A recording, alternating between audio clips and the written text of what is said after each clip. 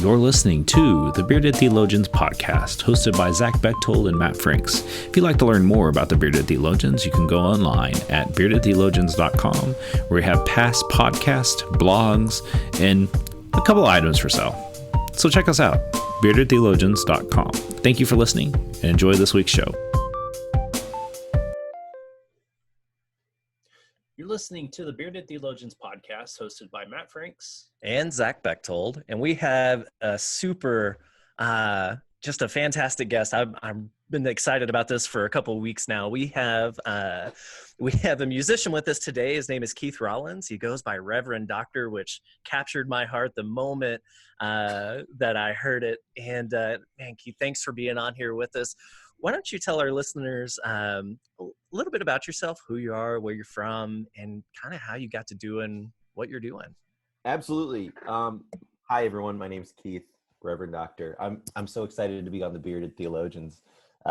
When you reached out, I was like, I do have a great beard. That makes perfect sense. Absolutely, right?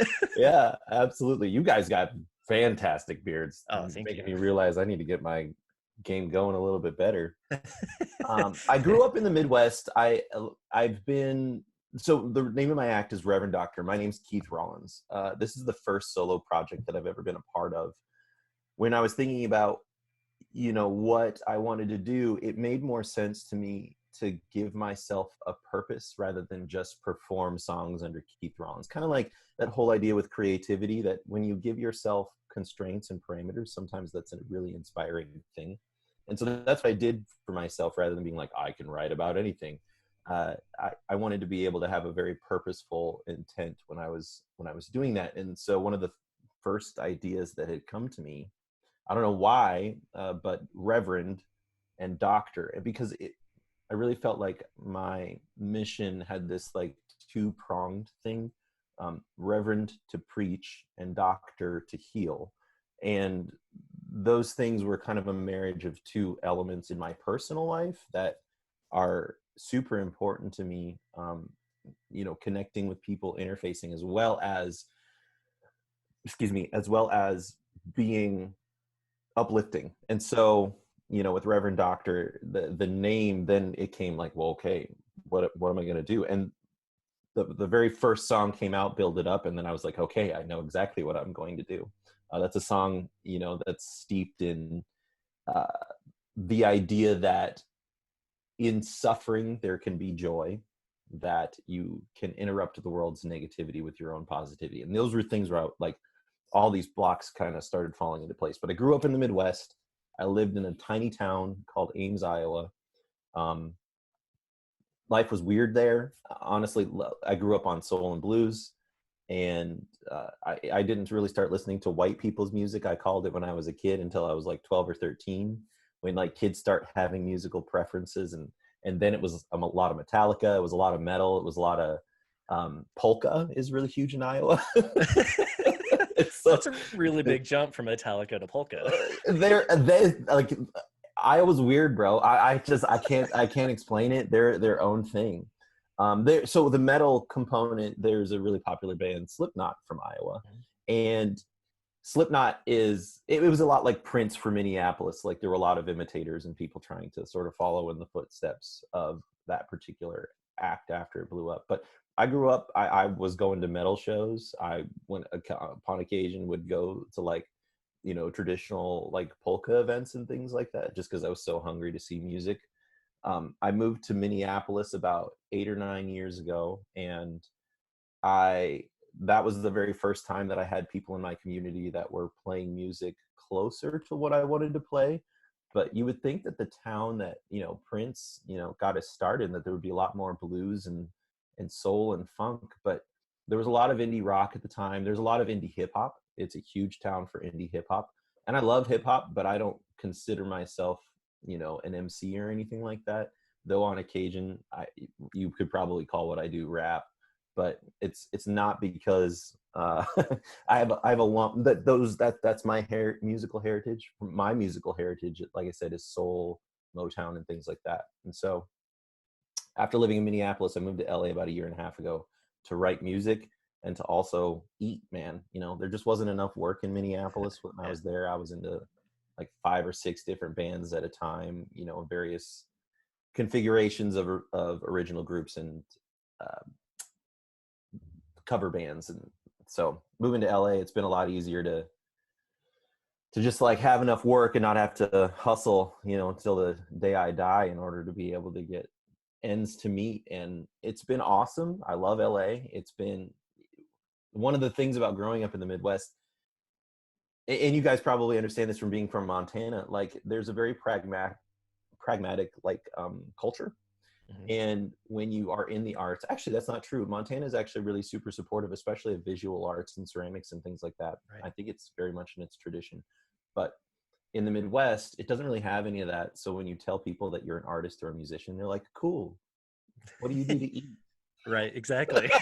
And it's like, well, I play music. And they're like, but no, for real, how do you like have a job? And I'm like, so being out in LA, when you tell people you're a musician, they're like, dope. Should I have heard of you? What are you into? Tell me more about that. This is great. I mean, they're super excited and energized by that. And I'm energized by that. And so it's a lot less like feeling like a bum or a vagabond and more recognizing, oh, okay, there's value to what I do. And there's people that inherently understand that value. But like I was saying, I mean, Montana actually really gets the arts. A lot of the communities there do. So I was just in Billings. There was this tiny little store called Kirk's Grocery, and they have this, like, it's all this local art and music, and it was really cool. But yeah. Yeah, that's one of the things that I love being just in the small towns that I get to be in. There's always something by someone, whether Mm-hmm. it's a picture or a painting or a CD or something. Right. There's always something by some, even books, you know, just local artists and writers and people. It's like, let's support our people, you know. Absolutely. There is an affinity to that of, hey, we're here and let's put some support into our folks. Absolutely. And that's so cool, being able to support an artistic community, and communities like that, they live and die by their local support, you know. And so that's why it was great being in Montana and seeing and getting to know your culture better. I'm through there a lot, and seeing how each of your communities are so supportive of your artists, who sometimes like live up in the mountains and are almost like nebulous deities that come down and share art and then go back up into the mountains. But That's right. when they come down, you're there for them. You're like, this is wonderful. Thank you for, you know, your yearly tribute. Have fun in the mountains. That's right. That's exactly right. Well, man, I love the message that you're putting out there. I got to go see you at Mighty Mo in Great Falls, Sure. one of our local breweries, back in October. And you did a show a few months before that, and saw it on Facebook. And I was like, I got to know more about this guy. And so I started digging into a little bit of what you talk about. You know, here's the Reverend to preach, here's the Doctor to heal, but you kept posting, you know, these things of, we got to put more hope into the world. We got to put more love into the world. I was like, that's my guy. I'm all over this, and whatever I can do to support you, I'm just going to be there. Because we need more of that, especially in today's world. Yeah, man, I'll tell you what, it's been really fascinating. I honestly, the whole reason I started the project was because I recognized that I had something to say. And the weird thing about being, I don't know, a creative is that a lot of times you don't know where an idea comes from. It just kind of comes through you. And I knew that with my music growing up, one of the things that I had always missed and wanted to be more a part of was music that made you want to not just engage it, but like be a part of it, participate in it somehow, in like a community kind of way. I was just listening to this, it was a podcast, and there was, I can't remember if it was Africa, South America. There was some community where a fascist regime had just taken over. And one of the very first things that they did was they killed all the pop stars and made music illegal.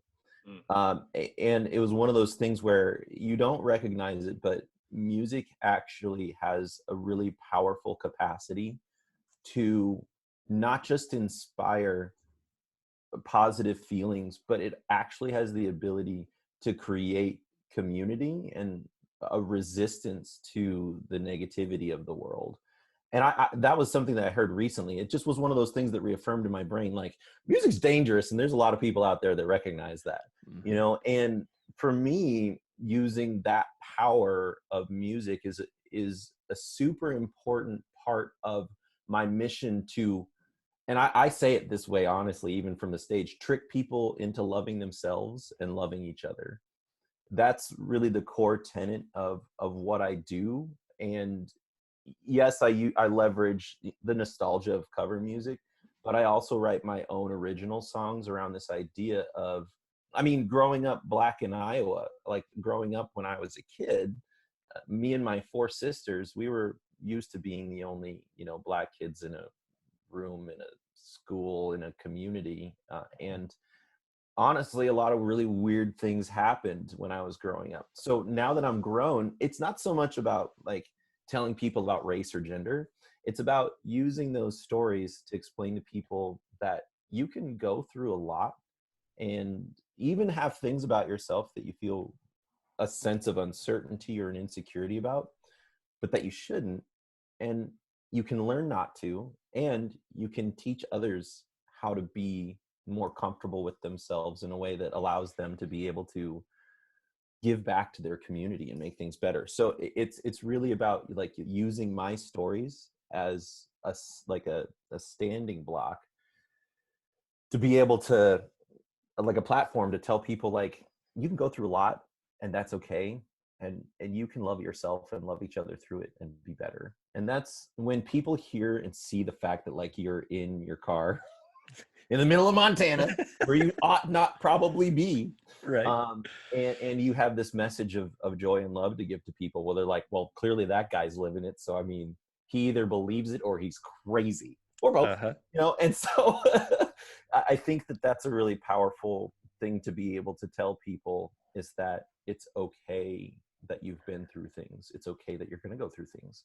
And it's an entirely different thing to make the decision to stand up to those tough moments for yourself and for the people in your life and in your community. So, yeah, no, I love that. And that, for me, you know, there's been a lot of focus on Mr. Rogers here lately, right? And that was his message, right? You know, every show, I love you just the way you are, right? Absolutely. Wasn't afraid to have difficult conversations, wasn't afraid to tap into that permission giving of, you can feel this way. Yeah, You can be sad, you can be angry, you can be happy in these moments. And that's okay. And it's going to be tough, but guess what? There's hope. And for me, just that, I love you just the way you are, you know, it taps into that, just deep down, that permission to give ourselves, oh, today, the way that I am, someone loves me, and that's okay. I can make it to tomorrow. That's powerful. Giving giving people permission to do something like that is not something that I think really, like, as Western culture people, as capitalist, like worker bees, improvement metrics people, that is something inherent to our nature. Right. In fact, most of our days, our lives, quantifying, categorizing directly goes against that thinking. And honestly, it's one of those things that makes it really unhealthy after a long time to be caught up in the mode of quantifying, assessing, of categorizing, of optimization.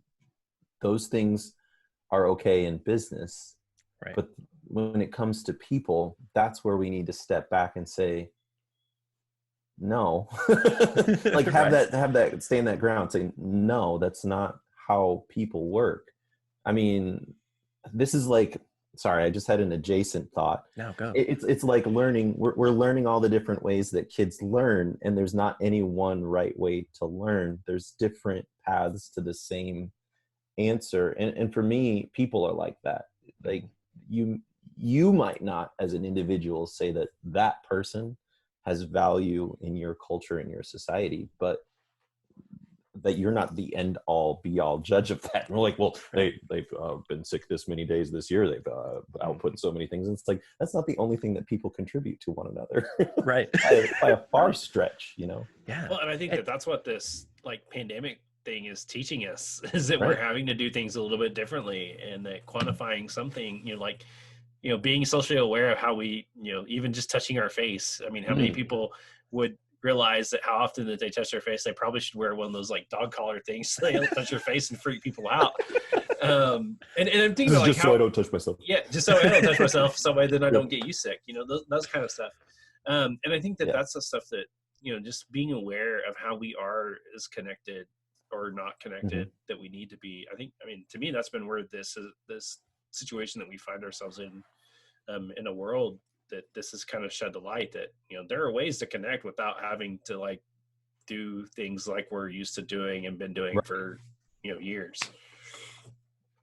I have a lot of hopes about what's going to, what things could happen in this. And frankly, I'm the eternal optimist. I'm one of those annoying friends that you have that isn't trying to dismiss like when you have a negative feeling and like addressing that, but is absolutely the kind of person that looks at all of these situations and says, but it doesn't need to be that way, or it can be better. Like for me, I don't want to say that because just in case someone sees this, I have a friend, perfect, that works for an organization, and this organization, like their sick time policy is one of those things where it's like, that was never sustainable. It never put a priority on the individual. And in fact, like encouraging people to come in while they're sick, you would think that like that hurts your bottom line as a business because it just gets your whole workforce sick. Like something small like that, like addressing this was never sustainable or even a good business practice, like in a capitalist world.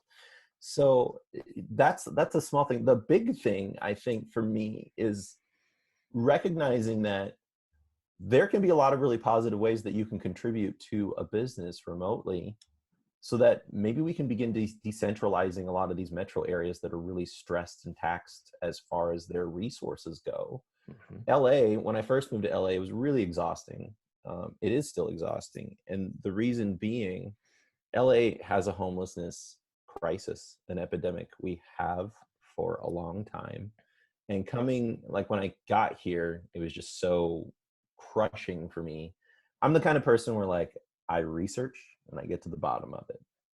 There's a lot of homelessness in LA, yes, but a lot of it is because there are other communities in the region that literally put people in their communities on a bus and they send them to LA because they think that there are resources available, which just causes an even bigger problem and taxes the resources that we have for people in this situation even further. And so for me, with this whole like what's going on with the disease thing, maybe we can decentralize, maybe we can get more people in other communities that are okay with telecommuting, that are okay with like being someplace else, so that we can grow some of these other towns, so that we can not have our housing so stressed or so taxed. We can have other like larger or maybe medium-sized metro areas that are able to have services for people that have mental health and other sort of financial distress issues. So it's like I'm very nebulous with this whole thing, like what is going to be the byproduct of this particular situation? And I'm always optimistic in the sense that we always in every moment have a decision whether or not we react to something negatively, positively, or in a neutral fashion, which more often than not tends to end up being skewed towards negative.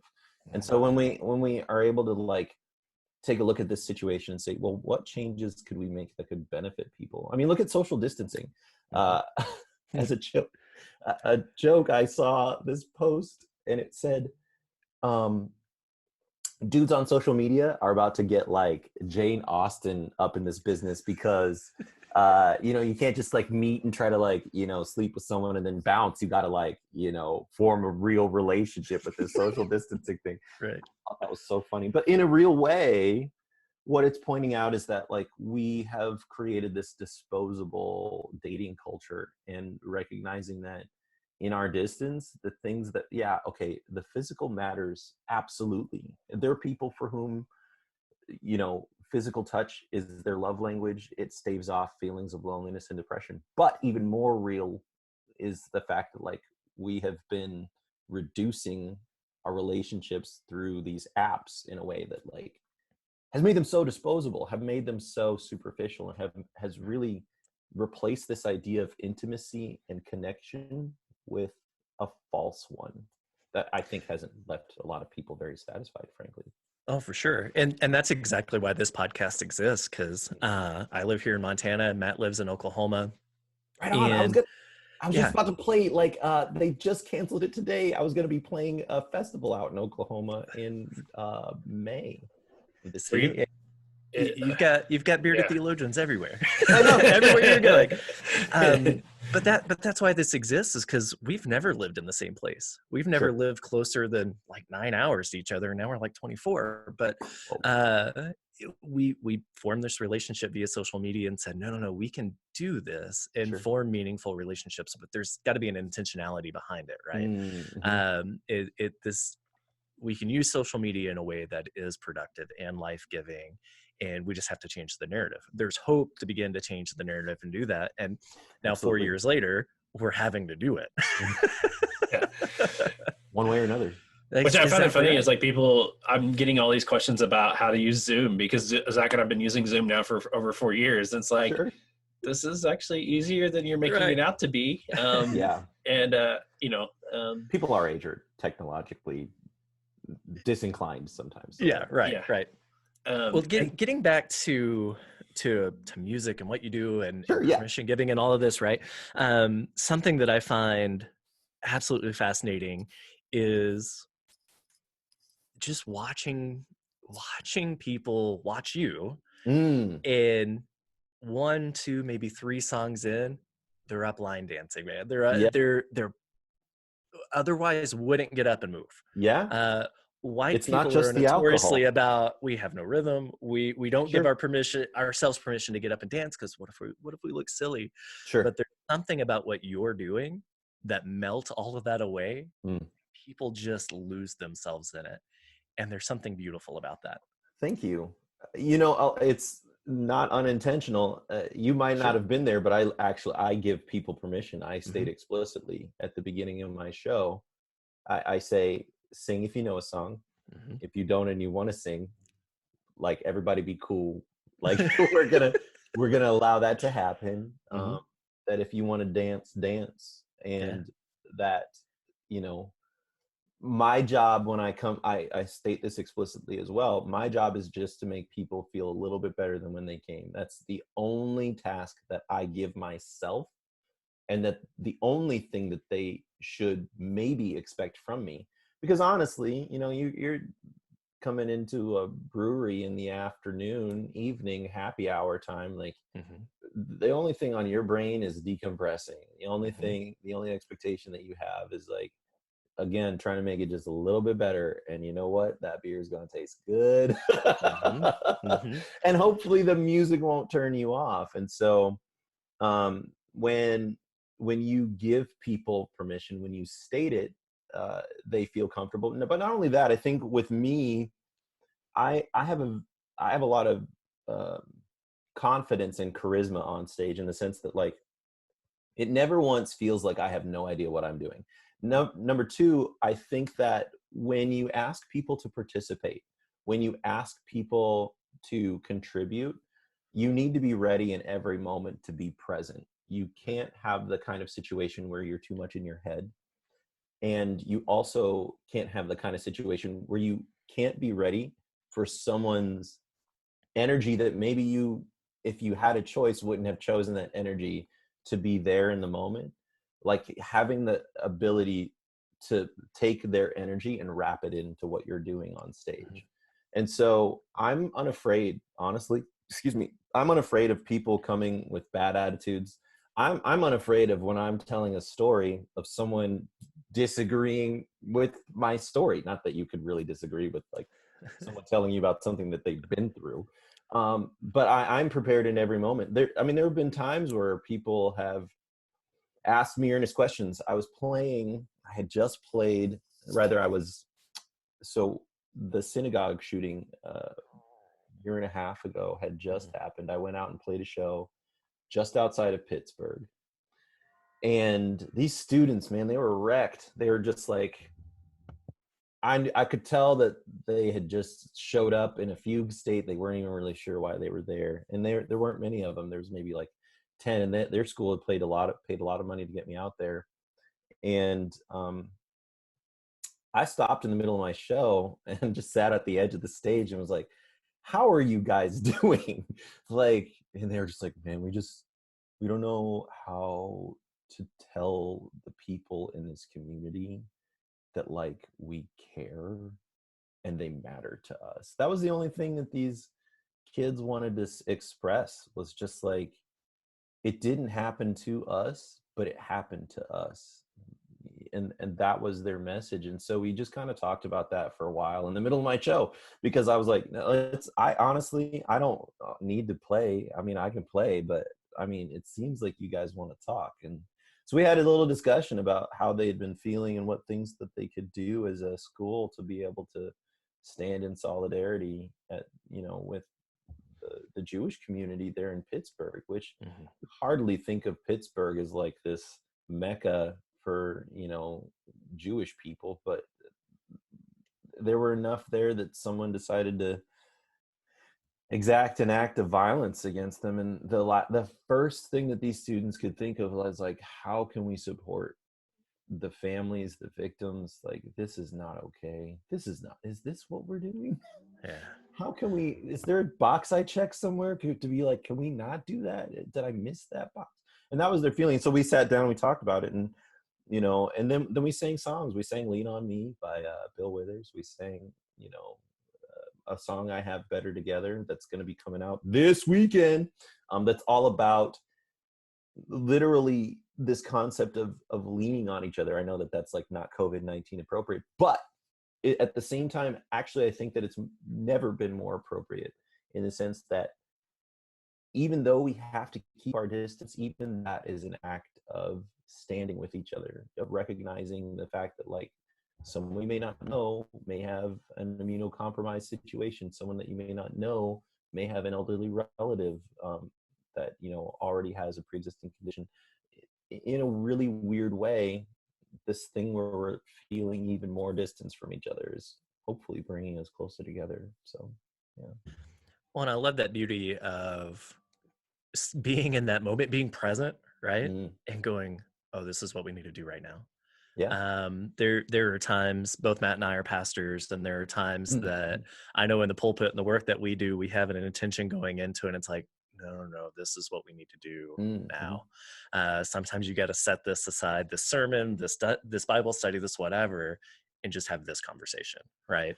And we can't do that if we're not present with one another. And so for you to be able to do that, going into this space is going to be tough anyways, but not just to power through, but to go, oh, here's who I need to be. Here's where I need to be right now. And here's the space I need to create.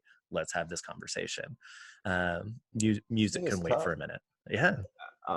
Honestly, I think that's like the one thing that you really can't teach. Right. I mean, you can teach stage presence, you can teach guitar, you can teach vocals, you can learn songs.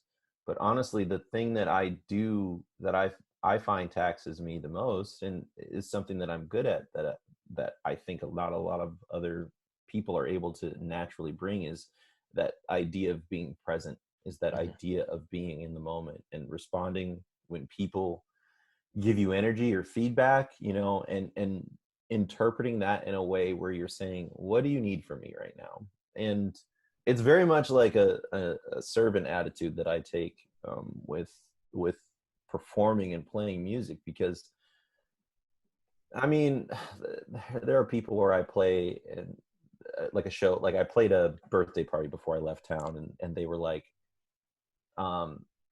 sorry there aren't many people here. And I was just like, this is your birthday party. Like, I feel bad for, like, I came here to entertain you guys. Like, like, and they were like, you probably just feel like you're better than this. And I was like, no, I don't. Absolutely not. Like, dude, it's such an awesome thing to be a part of your birthday. You invited me, a stranger, to your birthday party. Like, this is great. I thank you for having me. That idea of, like, again, I'm there to help people feel better. Like, it's not, honestly, if it were about me, I would go about this music thing completely differently. Like, Reverend Doctor does not serve Keith Rollins. Like, Reverend Doctor is something that I built deliberately for other people. Like, if this were about me, like, I would not write songs like I'm writing. I would not present myself the way that I present myself. I would not. There's so, like, like, I would trace this all the way back to the beginning of my idea and be like, well, burn it down, because this is now the Keith Rollins show. And I want to be about something, and I want people to know that. Like, no, that's not what this is. That's not my motivation. And it's probably clear, like, for me, honestly, if people don't remember my name, but if they leave and they're like, I feel great, I'm going to, like, just be in a good mood the week, day, hour, whatever. Like, that's mission accomplished. Yeah. I have the same experience with preaching. God, it's not about, it's easy to get in your head and be like, all right, I have to get up. I get to get up and stand in front of these people and say something, right? Is that something serving me? Is that something serving God? Is that something completely relevant or irrelevant? And it's those days that you can get up there and simply be present with folks and get them to think, get them to feel better in times like this when it's so uncertain, right? Gosh, over the last 2 years, how many tragedies, shootings, just tragedies. Yeah. And you have to get up there each week and go, it happened again. And what do we do? We're here in Montana. We're a little, isolated from it, but how do we help? Sure. How do we bring hope to our community, the communities that our family and friends live in from off? How do we do this? And it said those Sundays, the receiving line coming through, I don't need you to tell me I did a good job. That's not what feeds me. People coming through and going, oh, that made me think. Oh, that made me hopeful. Oh, that really pissed me off. Those are the things. Good, you heard. That stuff pisses me off too, right? I find hope in this too. It's in those moments when people are present with you through whatever you're creating is so. For me, that brings a whole lot of hope to this world, because there's a lot of things I could get up in a pulpit and say and tell people that won't matter or won't change the way that they see this world or themselves, or find hope in something small, right? And those are the things that matter, and people just going, oh, I feel better, or I find hope in this really dark time. Absolutely. I think, being able to give people, and the thing is that it can't be a cheap hope. I think that's another thing that another component to what I do that people connect with. I have a song called Dance Warrior, and it's kind of based on Maya Angelou's I Know Why the Caged Bird Sings. It's not a cheap idea of joy or happiness. It's in fact saying that, like, there's a component of suffering to learning your song. And when you are able to recognize that, like, this isn't like positivity for the sake of positivity that ignores difficult struggles, like, this is something that in fact could be the most real thing that we endure, this idea of dancing with tears in our eyes, that because you're broken, you can sing and celebrate, and that makes the joy that much more meaningful. Not in the sense that, like, you don't know joy till you've suffered, but like in the sense that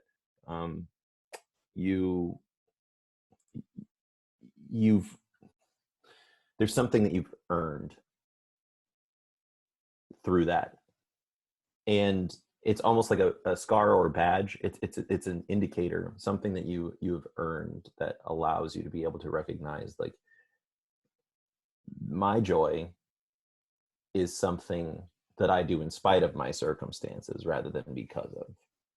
That's a really, I say that on stage and I'm a pop artist, like, let alone from the pulpit, Right. talk about like uplifting your congregations, or like, oh, pastor, I just wish you'd say something positive. Like, hang, stay with me for a Stay moment. with me. I'm going to get there, guys. Woo, Yeah. just hold on, church. Yeah. You just Yeah. gotta get through it for a moment. Well, you do, and you got to wade through all the things that make you human, right? Right. And to get through the things that we can find that joy and hope with, Yeah. because it's what makes us human that gets us there. I think. 100% agree. Go ahead, Matt. Oh no, that's fine. So like, where's a great place to find your music? So that way we can direct our listeners and like, Sure. like, I know like sometimes for artists there's a optimum way and like there's other ways, but like, what's the best way they can find your music?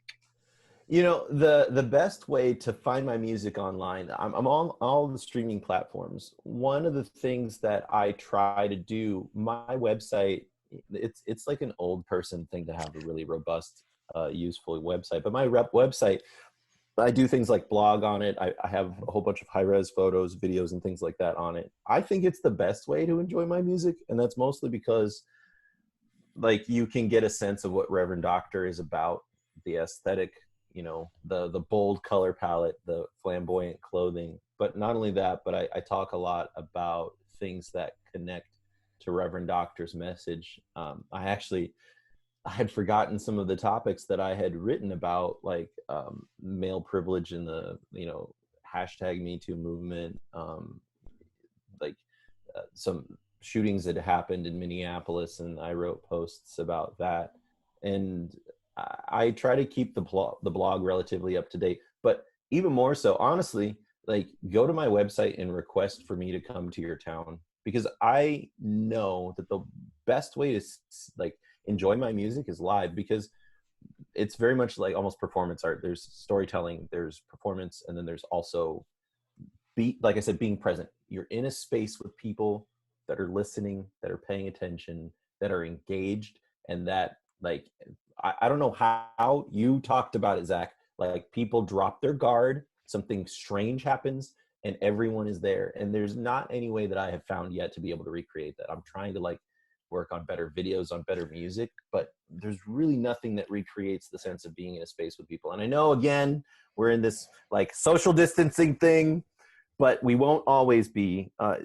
Like, requesting me to come to your town is absolutely the best way. Because, dude, I put my stuff in a car, my little RAV4 hybrid, and I hop on the road, and I literally, like, this last year I went as far north as Edmonton, Canada.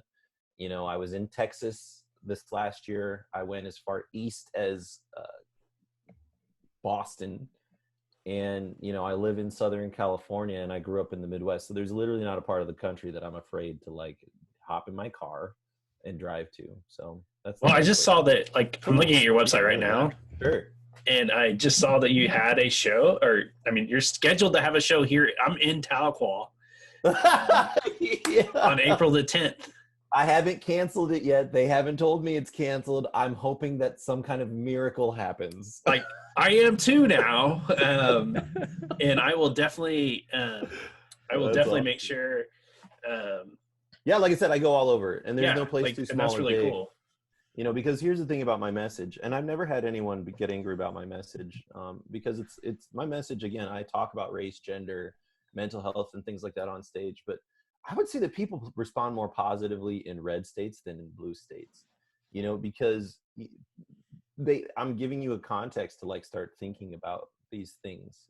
And the context is that there are people on the other side of it, and not only that, but there's some people in your community that are on the other side of it, people that I know that you love. And so this is going to be my first time playing Oklahoma. I'm super excited. Hopefully it happens. Like I said, I was going to do a festival there that just got canceled. But I mean, I love I love traveling. I love going into unexpected places, and I do it boldly and loudly, and probably shouldn't, but I do. So, Well, I'll speak for Matt on this one. We love you, and thank you, just want to do everything we can to help get your message, get your music out there. You're truly, I've seen a lot of bands, a lot of people do a lot of things in bars and coffee shops and all over, and you're doing something different. Thanks, man. Yeah, got to do it different. You do, and not more of the same. We can't be doing that. That's right. where we're at. That's right. And I truly believe we need more hope and love and joy in this world, and the people who are doing that, like you. I want to use whatever I can to get you out there and get people in front of you, because my gosh, we need it. I'm humbled. I truly am. When you reached out, I was like, dope. Number one, got a beard. Super, super excited about that, like I said. But also, when you said the things that you say to me now in the email, I was like, man, that's literally all I can ask, is that people connect with that. And every time someone does, I'm filled with nothing but gratitude, because honestly, selfishly, I would probably still be playing music anyway, but it makes it that much more justifiable when like there's something real happening. Yeah. I may not be able to put a name to it or put a finger on it, but you picked it up, and that is like literally mission accomplished. Like I said earlier, like if one person picks it up, I did what I came to do. So absolutely. Thank you, man. I appreciate you guys. Oh, you're doing it well, and don't let quarantine affect it any. So many shows canceled. So many. I know. So many. And so we can find you at the reverendoctormusic.com. Yeah, Reverend Doctor. We'll share that in this post, and encourage him to check him out. And if hopefully eventually there'll be times when he'll actually be able to do shows again, because he'll be able to allow if he's in your area. Like I said, when I saw April 10th, I'm like, oh my gosh, who do I have to make sure that this actually happens? Real quick, pronounce the name of your town again for me. Tahlequah. Okay, great. Because I went up to Ponderay is how it's pronounced, but it don't look like Ponderay. Tahlequah, gotcha. Yes. And so I didn't say it. All I said was, I was on stage. I was literally on stage in the middle of my show, and I was like, pronounce the name of your town for me. Well, I will warn you. I will warn you that in towns in Oklahoma, it can even be spelled like you think it is, and it's not even close. Oh man! Oh boy! Okay, good to know. And most people oblige in you at least attempting. Okay. So my hometown, I'm originally from Miami, and it's spelled Miami. You see Miami, Florida, but we call it Miami. So yeah. Listen, I grew up right next to Nevada. And it's spelled Nevada. So I understand small Midwestern towns. That's just like, they just do that. And they're like, they think you're weird when you come in and you say it different. And they're like, where are you from? That's right. Like, and that's America, why they do it. I'm from here. And that's why they do it. They're like, well, no, you're from off. Well, no. Oh, we're going to pronounce it different. So you look crazy. So we thank you for your time. Encourage you to, thank you for having me. We'll have his stuff up on our website, and you can connect in with that. Catch a show if he's close to your area. Even if you have to drive a couple hours, it's definitely worth it. I haven't seen a show, but the way that Zach raves about it, I know it's a solid show. And so, that gets me excited that you're going to be in my town. Oh, yeah. Yeah. Dude, we just got to keep everybody away from each other so that we can all get better and just for a couple weeks more. Absolutely. Yes. Yeah, exactly. So awesome. Thank you for your time. And so for the Bearded Theologians, I'm Matt Franks. I'm Zach Bechtold. Thanks for checking us out. Thank you for listening to the Bearded Theologians podcast. Don't forget to like, subscribe, and share on all social media outlets. You can check out old episodes and more information at beardedtheologians.com. Thanks for checking us out.